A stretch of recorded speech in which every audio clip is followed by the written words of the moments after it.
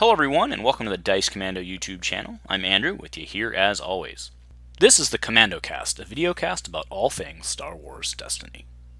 This video and others like this one are possible thanks to viewers like you. Please show your support with a like and subscribe, and be sure to hit the bell notification icon so you don't miss any new videos. If you want to get involved with the channel, consider becoming a channel member. There are many benefits to channel membership, including access to our Discord, exclusive deck tech and strategy videos, and the opportunity to help create channel content. I want to sincerely thank all our channel members, as I truly couldn't do this without your support. You guys rock. Go Commando.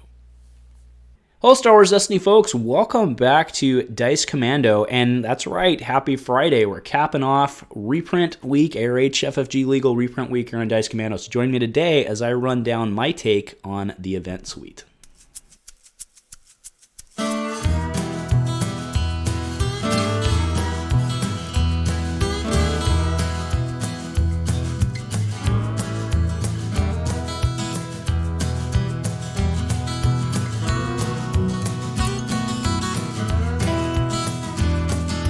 All right, folks, welcome back. That's right, the last episode in this series, and this is kind of the capstone end one. I mean, as we talked about kind of all week from a philosophy side, the events suite is really going to form a lot of. I think it's the most important part of the reprint list of kind of what forms the baseline of kind of the tricks and stuff that we get to play. So.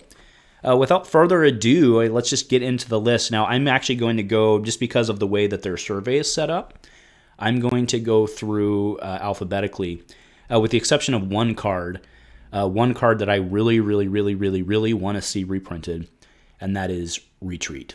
So Retreat, I think, is a fantastic card in that it costs you your turn's resources to get the hell out of Dodge, right? You get in, get your shots in, and then you get the hell out of Dodge, giving your opponent one action, right? Not one turn, one action with which to do something. Now, in the olden days, quote unquote, that would have been either to resolve a damage side out there, damage sides, right? Because you could resolve dice. It would be either to resolve dice or it would be to claim the battlefield to kind of get to strike first.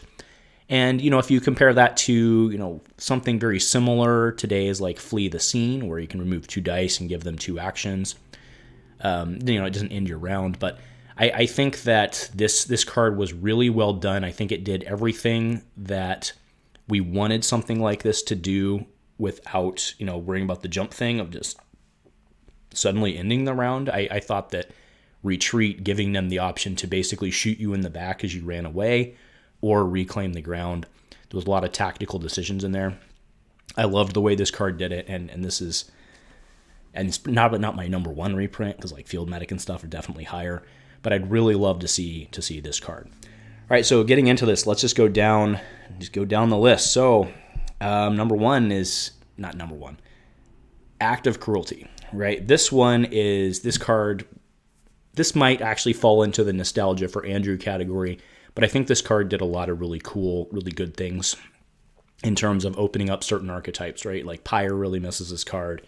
You had the whole DJ thing. Afra loved it. All loved it. Who didn't love this card, right? Now, can something do it better? Maybe if they redesign something. I could see them redesigning something that fundamentally does the same thing but doesn't give you the discard, because that was always pretty impactful. So I could see that would be fair, but something that did it better in terms of more damage output would certainly be bad. So Act of Cruelty, absolutely on my list. Next is Bait and Switch. This one I'm sure is going to be something that people don't necessarily think is a good idea, but just stick with me. In the current way things are with all these 2 resource sides and stuff, by that I mean people having 2 sides that are resources, Bait and Switch is really, really scary prospect. And I think that might actually help kind of pump that, right, looking at that and saying, well, we can't make people that have all these resource sides because of Bait and Switch. I think that would be a good thing, right? I think we've seen resources definitely go a little higher out of control. And I think by putting something this in and kind of keeping it there as a baseline, I think it might actually help kind of pump the brakes on that a little bit, right? So Bait and Switch, I'd love to see in. That was always such a fun card. You had to actually worry about resources being on the table as damage. Loved it. Next is Beguile. Beguile was a fundamental removal card for us for a long time. It was really, really impactful. A lot of blue players played one of it. And we have a lot of stuff out now that's, I think, better than Beguile, and I don't know that that's necessarily a good thing. So that is why I would like to see Beguile kind of become a staple card, because it then sets the measuring stick on which everything else is measured, and I think that would help maybe rein some stuff in. All right, next is Clash. So this is a 2-player set card. It's just a good fundamental card for kind of a control advantage type thing, but it's very specific to certain types of damage, right, to the melee damage. So I think this one's really good. I'd love to see. Crash Landing is a card that I think is fantastic. Red specific, you still take the damage, but you can choose where it goes. Maybe if you have Bubble Shield reprinted, you can play around that. Crash Landing, I think, does a lot of really good things. Would love to see. I don't think something can do that better, right? So I'd love to see Crash Landing get reprinted. Rebel Assault is a card that's actually legal in Convergence. I think it's just kind of a staple card. I think it does a lot of good things for Red Hero, and I'd love to see that continue to be reprinted after Convergence goes away. Electroshock. Electroshock is another one of those cards that has been reprinted already, and I think it just kind of serves a fundamental. I mean, I don't think there's much of an argument there. I mean, that's just kind of a fundamental spot yellow, remove 2 or less. It kind of sets the baseline for what removal is supposed to look like, and I can't imagine this game without an Electroshock. Entangle. I know that there's a lot of people that won't like that. The reason I want to see Entangle come back is, there was a lot of hate, or not hate, but there was a lot of concern that the Legacies block removal was too impactful. And while I agree that that's okay, if you compare that to a lot of the removal we have specifically out of like Redemption, I think it's maybe a little better. So I think bringing in an Entangle and helping to kind of, again, reset that bar, and maybe Entangle doesn't come in until like Headstrong or something like that rotates out, because that could be pretty nasty. So maybe Entangle doesn't make it on the first one, but I think that having Entangle on this permanent list would really help keep a lot of other things in check, right? And you see a theme here on the removal of, this is what we've had. Let's make sure this sets the baseline. So that's kind of where my head has been on this. Reversal is another card. Reversal's been reprinted in Convergence. I think it's a fantastic yellow card, right? That third resource is hard to get, but the payoff is really, really, really good there. Best Defense, another one of those cards. So I don't know how that one we got off. I don't know how we got off alphabetical, but anyway. We're here. The Best Defense. I can't imagine this card without this game without the Best Defense. It's actually even kind of fallen out of favor lately, but I mean, I think it needs to be there. I think it serves a purpose. Right. The Force is with me. This one is removed range or, it's had Churret on there, I think, right? Remove range or indirect for 1. Again, it's one of those, no real limit type things, but there's several restrictions, and it's kind of a meta-dependent call. I think it's a really good card. Next is Fear and Dead Men. So no, I'm not advocating that Vader come back, but I do think that this card opened up. It was pretty clear once we saw some infinite stuff go down with those wides, it was pretty clear that a card like Fear and Dead Men is actually necessary to keep a lot of other decks in check, right? Fear and Dead Men's not always great to use, but if you run into a meta where things go wide, something like Fear and Dead Men is really, really necessary. Otherwise, certain decks are completely screwed. That's why I'd really like to see Fear and Dead Men come back. Is it really, that being there as a staple gives a lot of options to keep other things in check. It's a meta call play. I think we need Fear and Dead Men. Believe it or not, I think we need Fear and Dead Men. Next is Field Medic. I don't think we need to talk about that run. I mean, that's the fundamental card in Star Wars Destiny. Next on the F list is Flank. Again, I can't imagine Star Wars Destiny without Flank. I don't think anything can do it better. And then, you look at Flank, like Flank encourages 3 wide, Fear and Dead Men discourages 3 wide. Like, I think stuff like that's really good. Hasty Exit, I would like to see. I always really liked the interplay of Hasty Exit. It came out on Legacies. It didn't really see a bunch of play until, honestly, like the Kragan Pyre thing. I mean, every now and then you'd use it, but I think that, once we get past, like, and again, maybe that's not something that comes in the first round, maybe it's something that comes in the second round, but I mean, it was pretty clear when they prevented, survival instinct, something like that, the one with the little Jawa on it that does fundamentally the same thing. It's clear that there's a card, or there's a need, and there's a niche for a card like that. All right, hit and run. I know there's a lot of bad feelings on hit and run from a Poe perspective, but I think this card was really well done because it was limited to red character, right? And it was kind of, at the time at least, it felt like that was what the red faction identity was supposed to be. For like the red hero faction identity was kind of supposed to be like the hit and run tactics, right? I mean, that's kind of what they were. And I'd like to see hit and run get reprinted specifically for that, and we've seen some, and granted, like Mando's yellow, and instigate being yellow, but being able to do it on anybody at one cost, like we've seen issues come out of that. I mean, not big issues, but we've seen stuff come out of that. And I like that hit and run is very limited to specifically the character, right? So like you could know that, like, if you're playing an action cheat deck, you would know if the red character is ready or not activated. And there's a lot more play around there than just like I can bring anybody in with ambush with like an instigate. So that's why I prefer the hit and run in that case. Logistics, hopefully that's not too much of an argument there. Again, a fundamental card. It's in the 2-player set as well. Not that makes it alone by itself, but I mean, logistics I think's been reprinted. Even with an FFG, it was printed 3 times, right? If you count the 2-player set.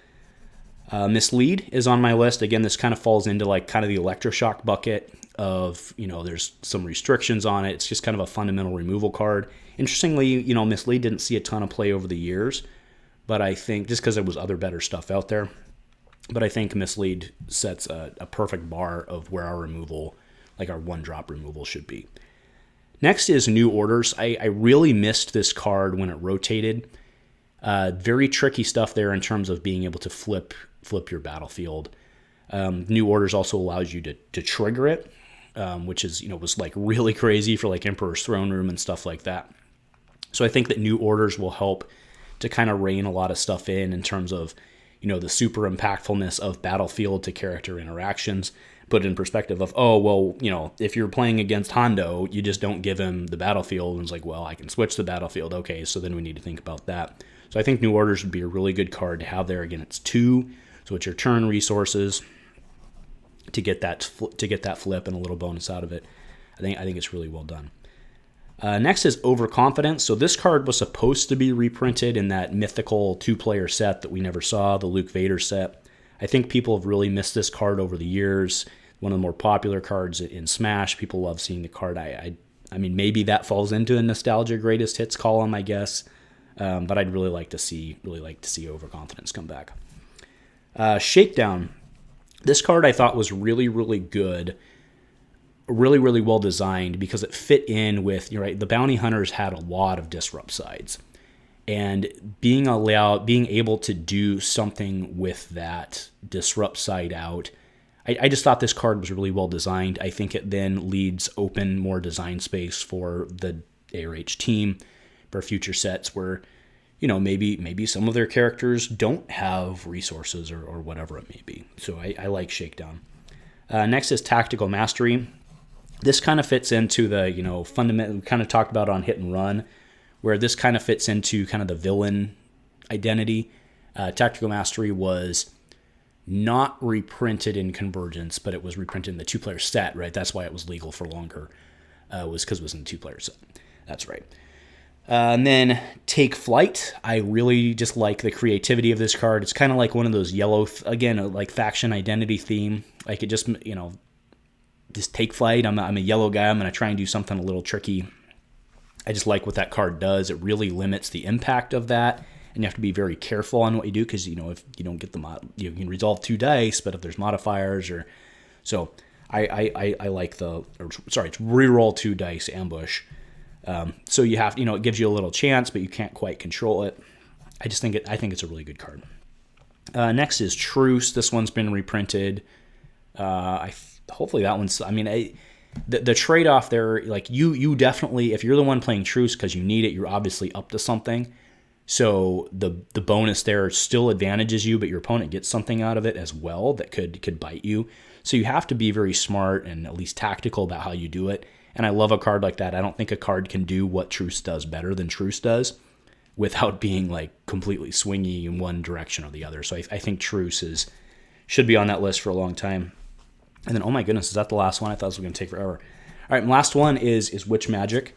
So through this week, we've talked about I really liked the odd theme that was out there. I'm not proposing Talzin get reprinted, although she could be.